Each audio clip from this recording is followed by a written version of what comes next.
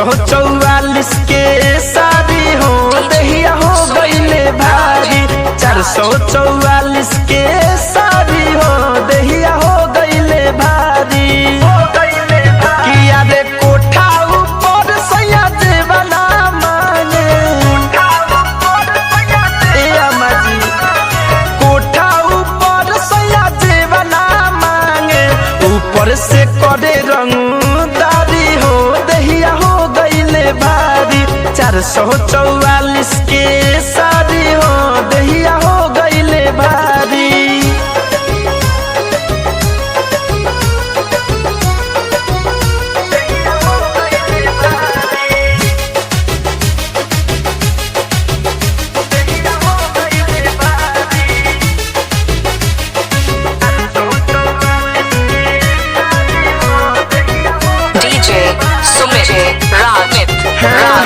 एक में हमर भारी जो बनावा ऊपर से 10 थान बरुए गहनावा।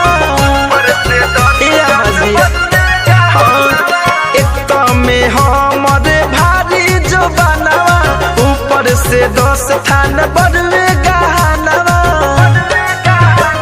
आनंद दोसवत बनल बारी हो दहिया हो गईले भारी।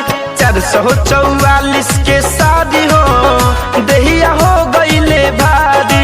444 के शादी हो दहिया हो गईले भारी।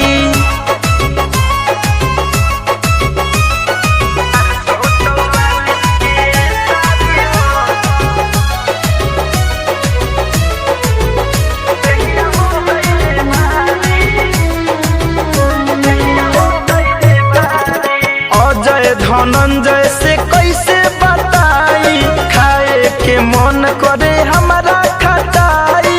ए अम्मा जी सुनतनी अजय धनंजय से कैसे बताई खाए के मन करे हमारा खटाई।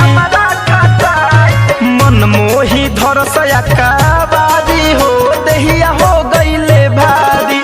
444 के शादी हो दहिया हो गईले भारी। 444 के शादी हो